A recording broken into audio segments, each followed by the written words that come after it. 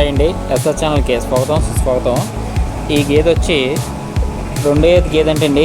ఈతే మూడో ఈత అవుతుందంట. ఇది కంచెర్ల మండలం కంచెర్ల గ్రామం నుంచి పంపించడం జరిగిందండి. శ్రీకాంత్ అనే అతను పంపించారు. గేదె కాస్ట్ వచ్చి 1.30 చెప్తున్నారండి.